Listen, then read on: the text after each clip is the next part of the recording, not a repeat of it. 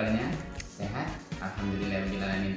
Anak-anakku semua kelas 5, pada pembelajaran hari ini kita akan mempraktekkan terjadinya siklus air. Bagaimana? Pembelajaran kemarin masih ingat? Tahapan siklus air menjadi apa saja? Evaporasi, kemudian kondensasi, kemudian terjadi presipitasi. Sekarang kita akan belajar praktek. Bahan yang diperlukan untuk mempraktekkan terjadinya siklus air, yang pertama wadah air. Wadah air bisa berupa toples ataupun mangkok seperti ini. Kemudian tutupnya mangkok, bisa seperti ini ya. Kemudian air hangat yang diperlukan, dan kemudian es batu. Nah, inilah bahan-bahan yang perlu dipersiapkan untuk mempraktekkan siklus air. Langkah-langkahnya, yang pertama, kita tuangkan air hangat, bisa ke toples, bisa ke wadah seperti ini. Kita tuangkan air hangat. Kita tuangkan air hangatnya.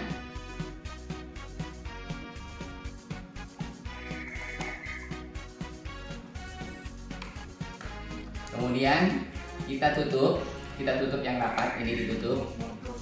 Langkah yang kedua ditutup. Kemudian di atas tutupnya kita kasih es batu.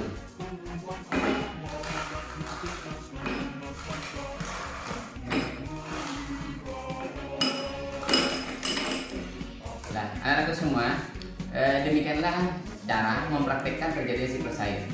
Kemudian setelah beberapa menit kita lihat, kita amati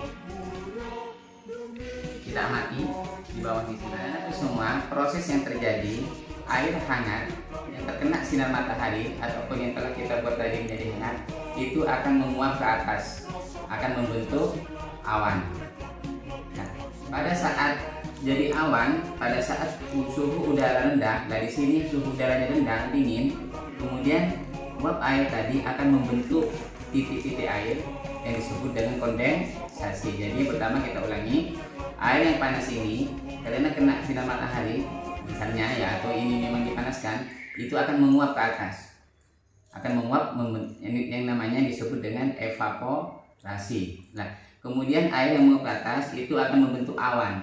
Nah, setelah menjadi awan, di atas pada saat suhu udaranya rendah, di sini saya kasih es, akan membentuk bintik-bintik air yang disebut dengan pengembunan atau kondensasi. Kemudian lama-kelamaan air, titik-titik air itu akan turun ke bumi. Itulah yang disebut dengan presipitasi. Inilah kita amati. Nah, air akan menetes dari atas, itulah yang disebut dengan hujan. Jadi anak-anakku semua, jadi saya ulangi, air yang panas itu akan menguap ke atas. Nah, itu namanya evaporasi. Kemudian membentuk awan. Nah, awan kemudian pada saat suhu udara rendah terjadi pengembunan, itu disebut dengan kondensasi. Jadi uap air tadi menjadi titik-titik air. Kemudian keadaannya suhu udaranya rendah, kemudian lama-kelamaan titik-titik air itu akan turun.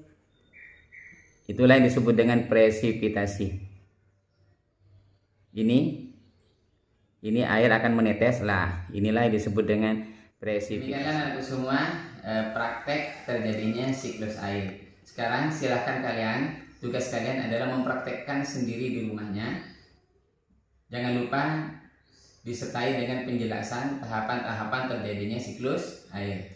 Demikianlah Bapak akhiri. Assalamualaikum warahmatullahi wabarakatuh.